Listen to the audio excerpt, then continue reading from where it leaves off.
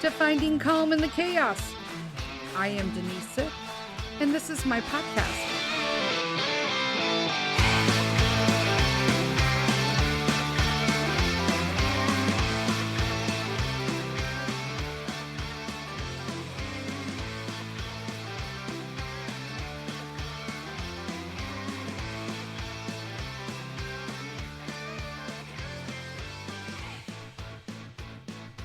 Hello, hello, hello. Welcome to another edition of Finding Calm in the Chaos. I am Denise Sith, and guess what? This is number 30, our 30th podcast. I'm so excited. Thank you. Thank you very much. I'm sorry, but I can't have these buttons and not use them. So I try to find every opportunity to do so. We're going to talk about happiness today, and it's going to be, as usual, a little controversial. Some people... controversial. Some people, I'm already starting that.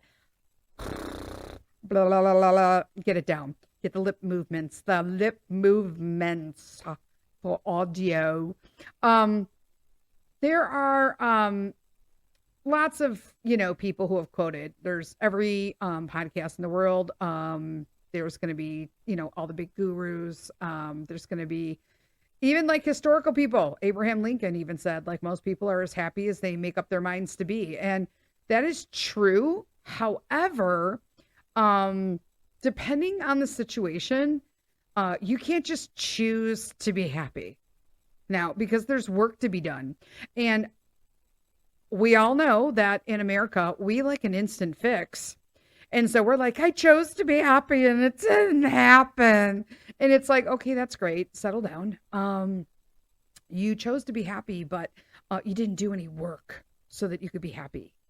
And so I want to, before I I'm not going to sit here and be like, yeah, I'm going to give you 12 tips to be happy. And no, we're going to talk about why a lot of people, are following, all of these big coaches and gurus. Here we go again. Coaches and gurus about, why can't I just be happy? It's a state of mind. And a little sip there, sorry. And it's not happening, right? He basically I'm not dogging on Tony Robbins. I'm just stating that this particular situation with him is what really made me be like, yeah, that doesn't work for me. So I'm going to have to dig a little deeper into this. And I started finding some psychology behind this, of course. And then I'm like, oh, that's why it was different this time. But Tony Robbins said, in an interview, that we should refuse to live in a suffering state and instead choose to be happy every day by telling ourselves to find creativity and gratitude or growth or joy in every moment. And to do this, he suggests that we should allow ourselves just 90 seconds a day to suffer. And when that minute and a half is done, we need to move on and return to our main goal, which is to be happy for the other, 86,310 seconds of the day. But, that's not life. Okay. That might be Tony's life because he's like a multimillionaire, but here's how it works in the real life. What if your day just truly is sucky, right? What if your daily challenges are real? Okay, I'm not talking life or death stuff here, right? But genuine, real deal. What are you doing then, right? It's not just Tony Robbins, right? It's a lot of people say this. And I might have said it too, and then not realize the psychology of it until I started digging, because I would say 5 years ago, if someone had said, hey, Denise, you just have to choose to be happy, I'd be like, really? You can go sit on a sharp pole. I don't, wow, the stuff that comes out of my mouth sometimes, that it's just not happening, right? Because I was in a state of dis-ease in my body, and not just physically, but mentally and emotionally. And there's a lot going on in our bodies. We're very complex beings, okay? And it just doesn't work, right? And there is research that shows that not only do choosing happiness tactics not work for basically 90% of the population, they actually can then make people more unhappy than they were at the beginning of starting out to try to be happier. because it's just not clicking for them, right? So there are studies of participants that were given like a fake newspaper article praising happiness, while the control group read an article that didn't mention happiness at all. And then both groups watched film clips that were either happy or sad. And the participants who read the article that was praising happiness came away from the film viewing it as a happy film, feeling less happy than the group that did not read the article. So let me say that again. The participants who read the article praising happiness came away from the viewing of the happy film less happy than those in the group who did not read the article. You know, like, how does this work, right?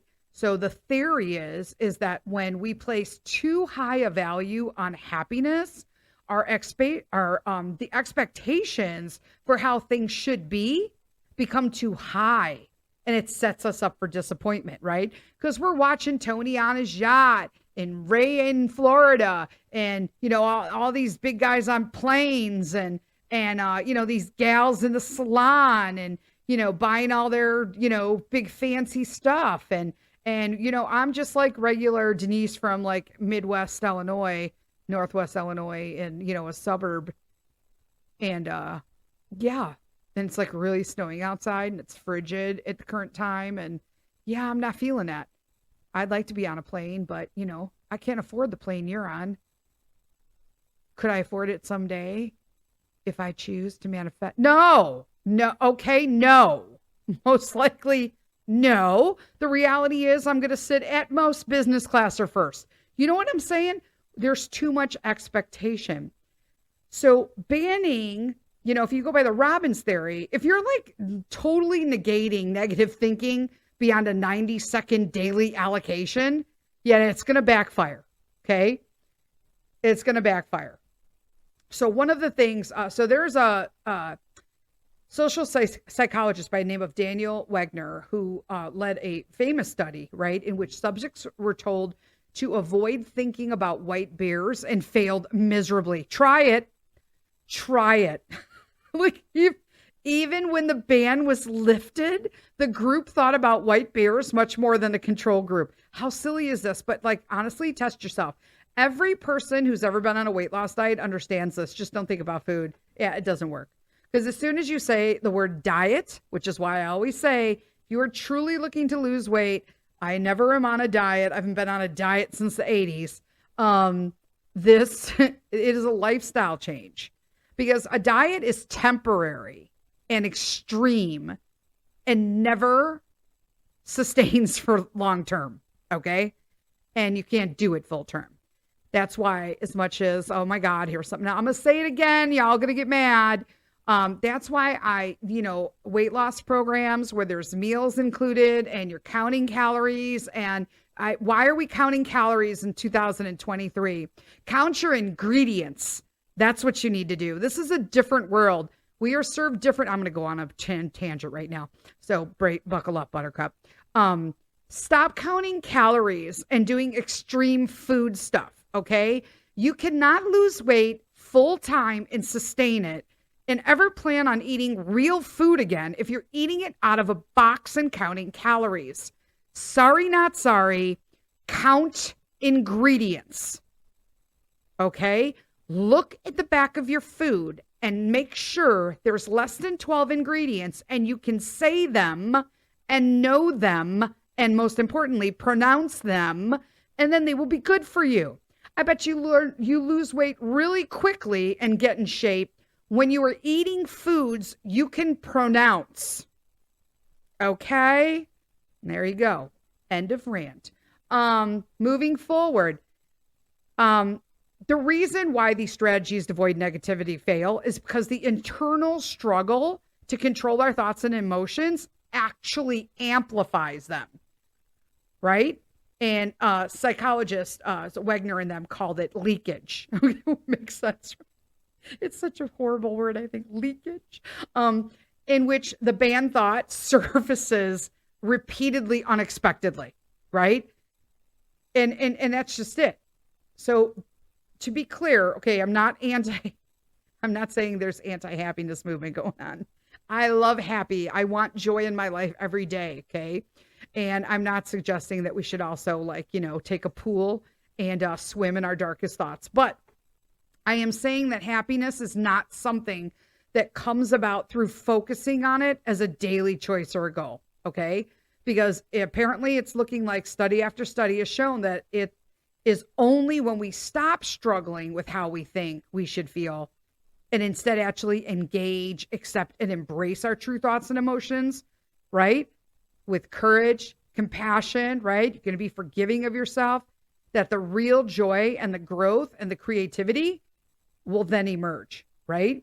And we talked about this in the last podcast last week, that you have to allow yourself to feel. And this is something I'm learning on my journey. So, like, why reinvent it? Why pay for all my therapists? Why sit up all night? You're sleeping. So let me do all the reading all night, right? Hey, maybe that's the reason I don't sleep well, because I read so I can pass that information on to you all.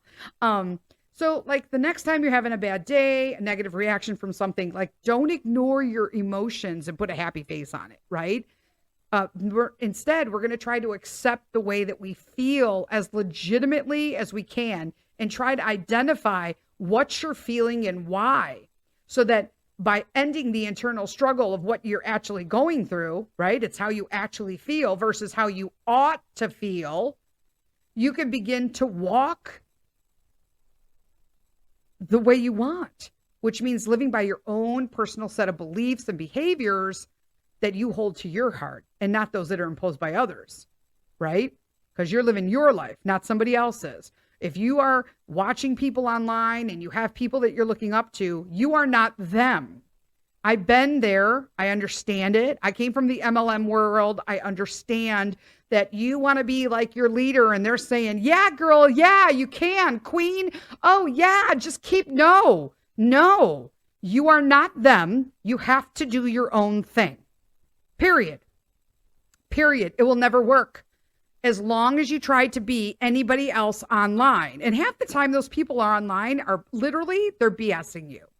I don't mean to be rude, but there are very few people at the top of the game. And they're getting there from very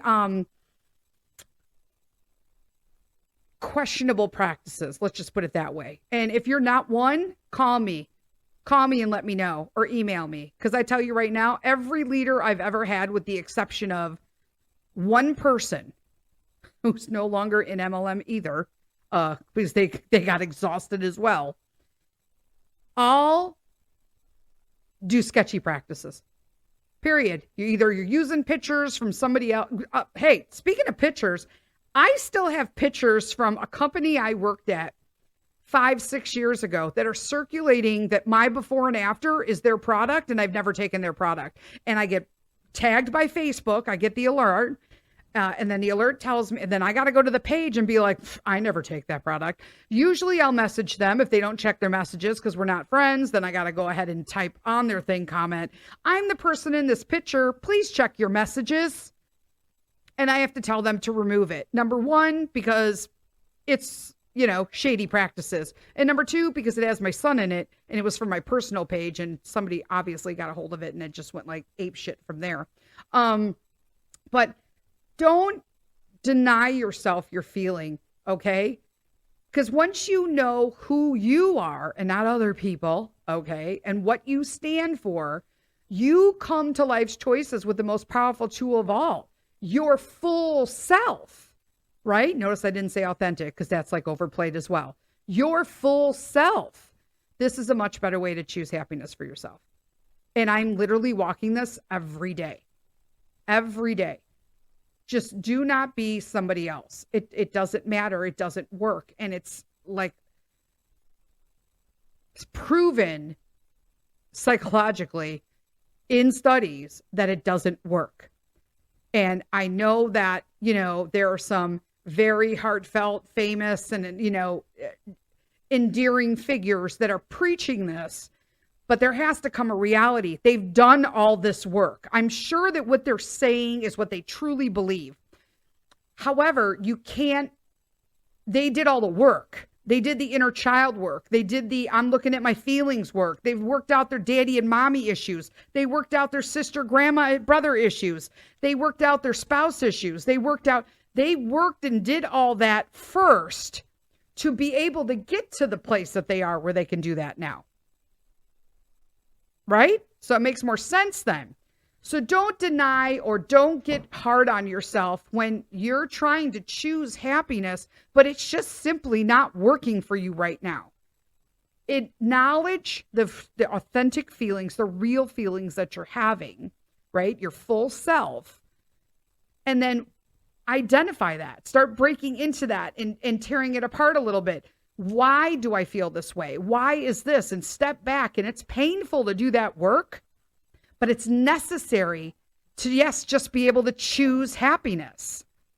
So we're going to take a little break for our sponsor, and then I'll be back and we'll talk about more about how to be able to choose happiness.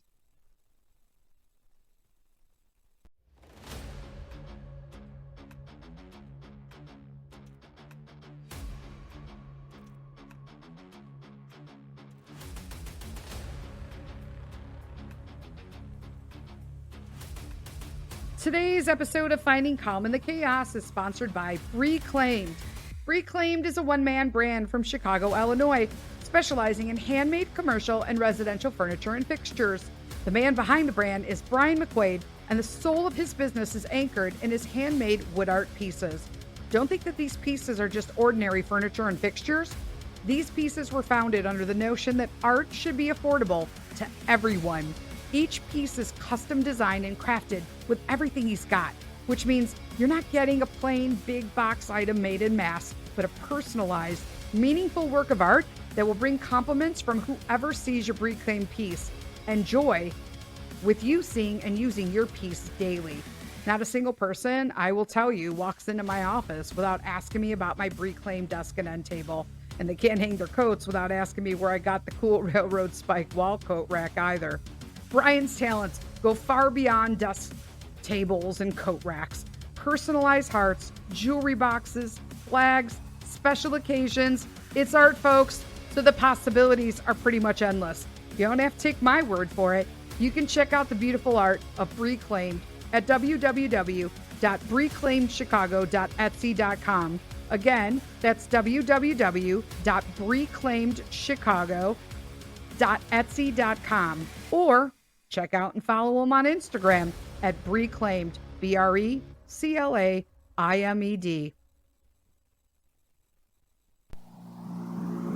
1, 2, 3, 4.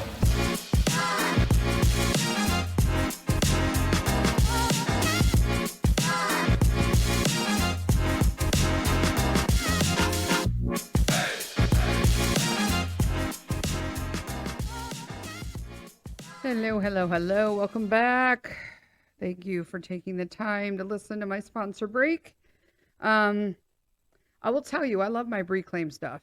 Brian made me some really nice pieces, and I just love them. And I'll be honest with you, my desk was like $100 more than what I was looking at for an IKEA desk. And I'm like, yeah, big box or custom made. Going with the custom made and supporting a dad while I'm at it. Small business is the way to go, peeps. Anyway, let's just jump back in here. How we're choosing happiness, right? It's happiness a choice. So, everyone, we were talking about everybody in the first half, just talking about choosing happiness. And although I have talked about, I have chose to be joyful, there's a lot of work to be had prior to being able to do that. And it's okay to not feel like you're successful at doing that. And that's what this message primarily is on this podcast today, is this episode is to let you know that it is okay if you are trying to choose happy and it's just not happening. It's just because you need to do a little more groundwork. Forgive yourself, honor that you need a little bit more work, and then, lift up, those sleeves and go at it. Get it. And come to terms with all of that stuff so that you can find happy. And that's totally okay, right? It's totally okay. But I was reading a, a, a little, meme thing, people posting stuff on Facebook and all that. It says happiness is a choice, not a result, right? Absolutely, we know that that is false. There's a lot more behind that. Nothing will make you happy until you choose to be happy. Nope, that's not true either. There's a lot of work behind that as well. No person will make you happy unless you decide to be happy. That's true. No person's going to make you happy. Happy comes from you. Your emotions are the only thing you can control in this world. Period. Your behaviors, your emotions, and your actions. And then it says, your happiness will not come to you. It can only come from you. Now, that is absolutely true, right? Because as we just talked about in the first half, there's tons of work that you need to do on why you're in such a state of dis-ease, right? Why are you feeling, depressed, anxious, sad, angry, name them all, right? And it's all stemming from work that needs to be done from what you did and what your path and journey is in your life. I did mine. It was a lot of inner child work, daddy issues. That's what happens when you grow up in an alcoholic household. If you have an alcoholic parent and you have not sought therapy, yep, you need it. Just calling that right out right now. If you had an alcoholic parent, yeah, get a therapist. Tell you, I'm going to save you lots of time. Get the therapist. And I'm telling you, it'll feel a heck of a lot better when you realize, and do some inner child work, when you realize that most of your reactions, my anger and all my responses, people are like, Denise, you're always so angry and unapproachable. Well, you would be too, if your, 10-year-old younger self was running your adult life. You have to come to terms with those feelings to lay that to rest. You need to honor them. You need to respect them. But you also need to understand that, 10-year-old Denise doesn't run my world anymore. I do, right? I love her.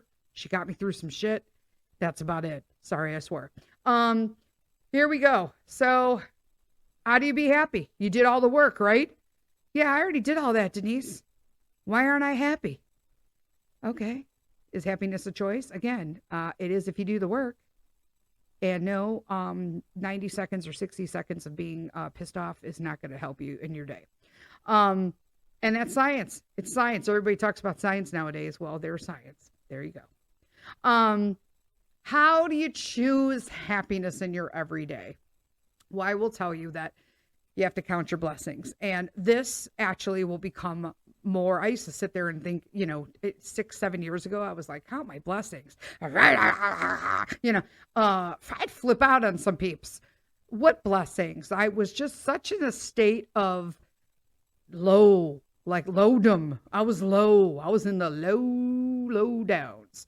And in order to count your blessings, you need to do the work and understand that there is light. Okay. As you're doing inner child work and you're coming to terms with everything in your past and understanding why you are the way you are, then in turn that you're putting down all that baggage and you're available to receive, okay, and pick up happiness and blessings and joy and feel grateful because your hands are free, right? If you're holding on to anger, your hands aren't open to accept blessings, right? You can't put a hand out for help if you're holding on to all your nonsense, right? And it's not nonsense. I just meant, excuse me. It is with respects to how you want to feel. I want to feel joyful. In order to do that, I need to put all that business down. A little quick drink there.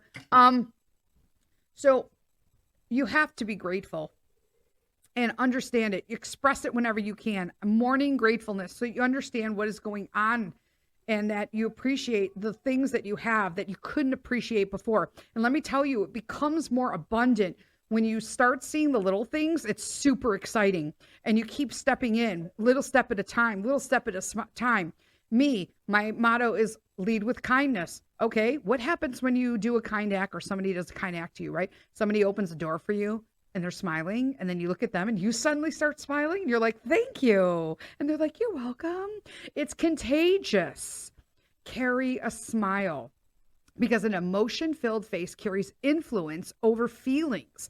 That is processed in the brain. That is science, right? So if you're leading with kindness, even if somebody's in a bad mood, and it could be not just a bad mood like we're in an angry bad mood, it could just be in a bad mood where they're just feeling really sad, okay? And then somebody walks up to them and it's just like, or like, say you meet me in a grocery store and I'm just like, God, can you believe they actually had broccoli here? Because it's really hard to find broccoli here. People can't afford eggs. In my neighborhood, can't find broccoli.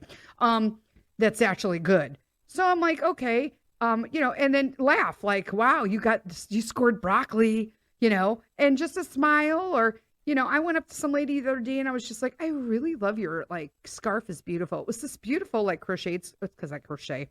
And I was just like, it's really pretty. And she was like, thank you. My grandmother made it and she just passed away. I didn't feel bad because she smiled. It's because I gave her a compliment on something that she was feeling her heart was set on at the time. So carry a smile. And if you just keep doing what I do, lead with kindness, you're going to get that naturally, right? So plus, I mean, who doesn't want to see a smile instead of a puss? I'm just saying. There's that, right? I know a lot of people do daily affirmations. I don't do them. I'm going to be honest with you. I don't think they work. And people might say they'd work, but you're doing other work. I'll probably get a bunch of kickback on that. But, I guess they can help release stress, maybe build a little confidence. But they're not actually like, I don't know. I can't look in the mirror and be like, girl, you are beautiful and powerful. And I'm, in a full lupus flare. My hair is jacked up and greasy from like not being able to take a shower for 7 days. I'm not feeling I'm beautiful. You know what I'm saying? Sorry for all the noise of everybody just like trumping through behind me, but this is the third time I've recorded the second half, so I'm not going for a fourth. Wake up on your terms. Okay, this is a big one. So most of us have alarm clocks, right, that are programmed. Workplace, school, you have an appointment, you're homeschool, you get up at a certain. I don't need an alarm. I'm going to be honest with you. I don't need an alarm. I get up the same time every day. So I really do not have this. I wake up on my terms. Okay. And that's huge, right? Because all of those other reasons that you're setting a clock are for the expectations of others. Okay. So if you have to wake up for, work or whatnot, because it's a schedule and you're like, oh my God, use the 3-second rule, like Mel Robbins says, okay? 3, 2, 1, get up. Set it early, though. Set it early. You're not getting up at 6:30 anymore, right? You're getting up at 6 or 6:15 even. And you're going to do like an empowerful, I don't know what that was. You know what? I just said empowerful because I put empowering and meaningful in my head together. How about that? Booyah, empowerful. That's a new word, like my no K. So morning routine, start the day on your own terms, period, right? Hold back complaints. Okay, dudes, this is super hard for me, okay? Because I honestly sometimes think that people need to have, be told that stuff is going down that's ridiculous. Because stuff's going down that's ridiculous because nobody's telling them.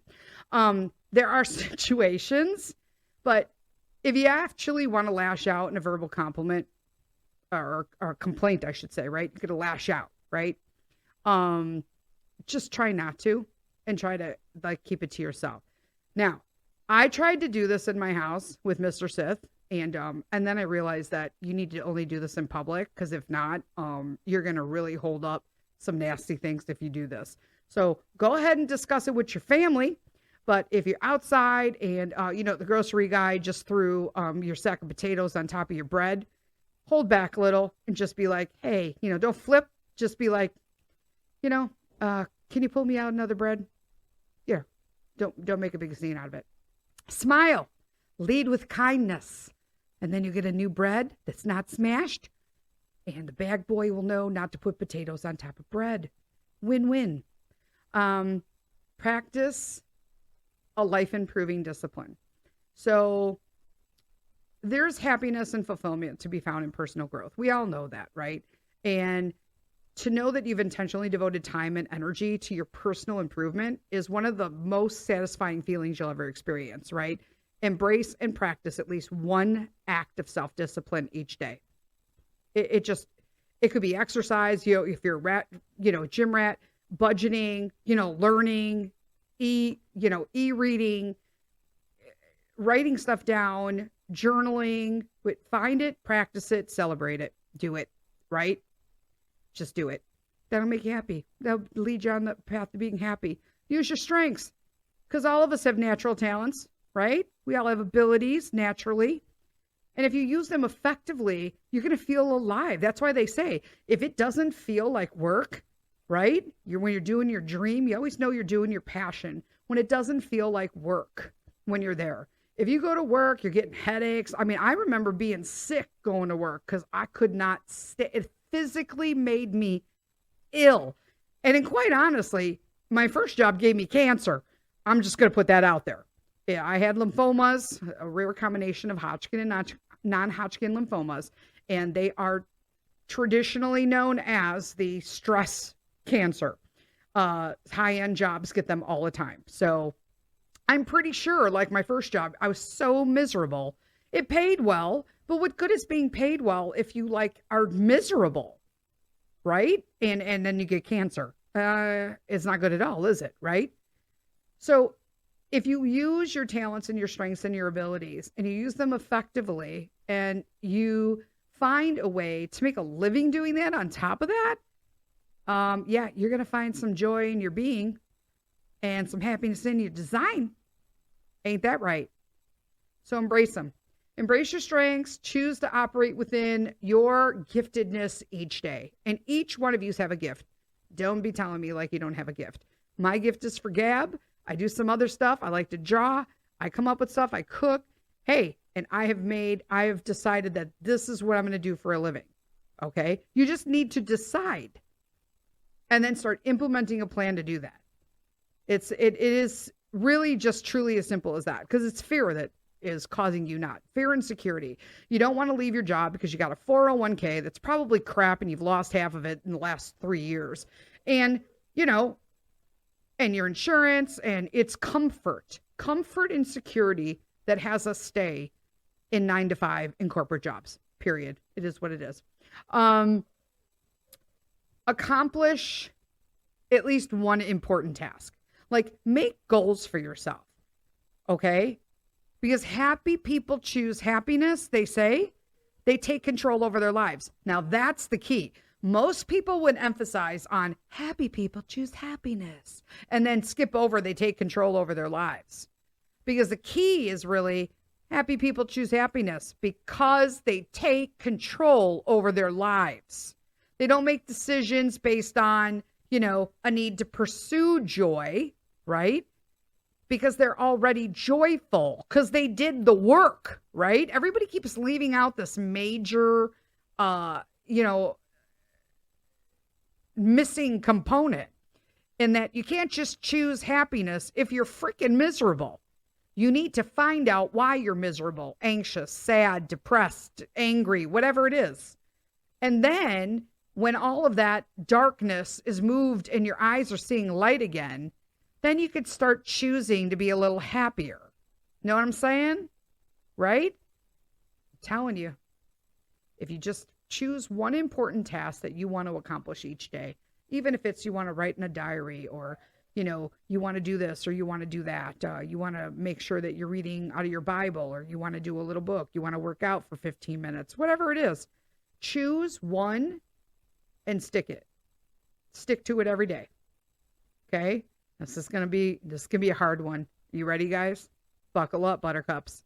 You need to eat healthy. I'm sorry to disappoint you. If you thought being happy meant you can eat McDonald's every day, because I feel like shit when I do that. I'm just letting you know. We are spiritual, emotional, and mental beings, and we are also physical bodies. We cannot be wholly separated into parts, okay?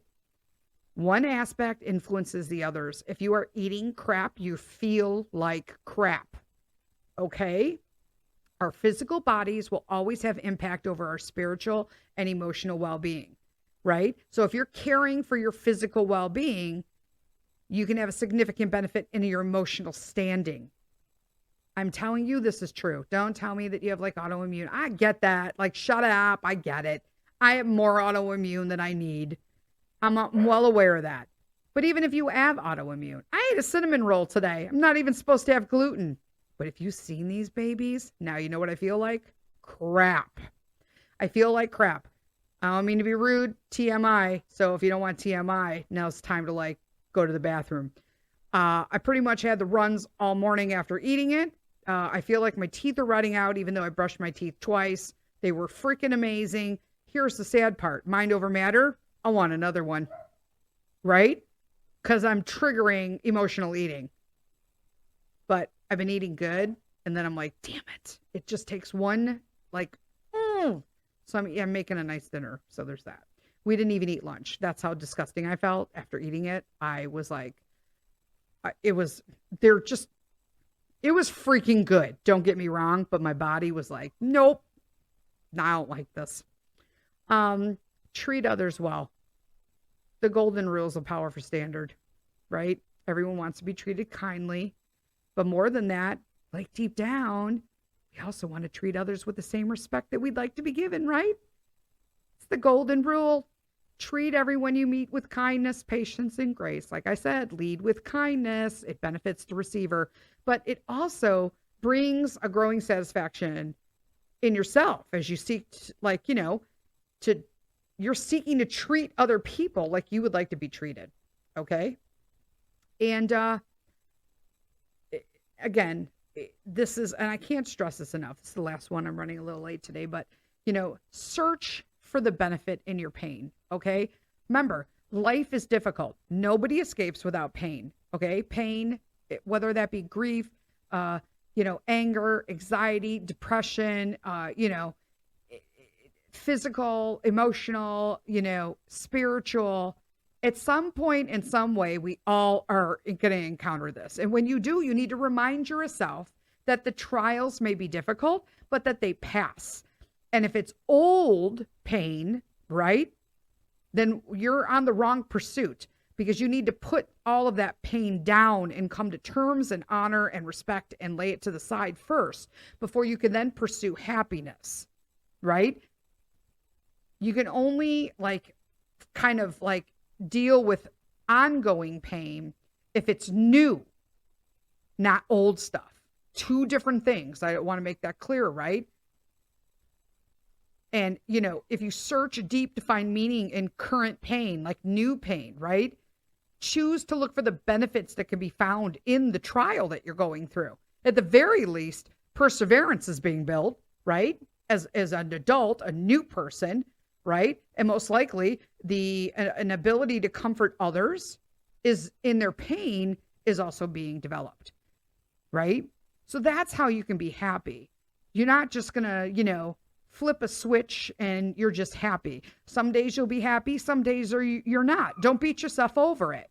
Don't beat yourself up over the fact that you cannot find happiness on certain days, because you have to do the work.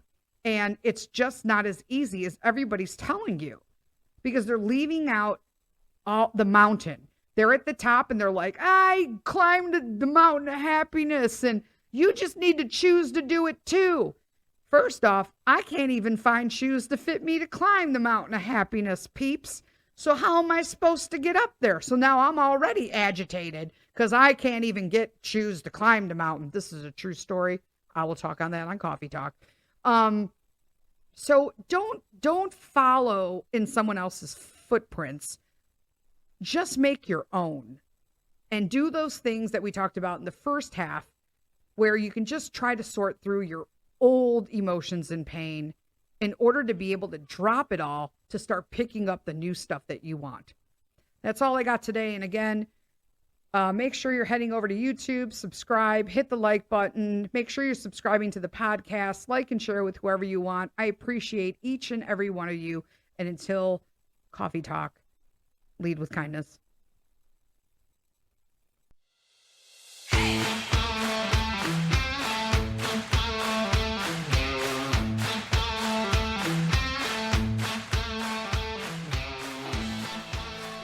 Thank you, friends, for spending this time with me today. If you found some calm listening in, please take a moment to subscribe to Finding Calm in the Chaos.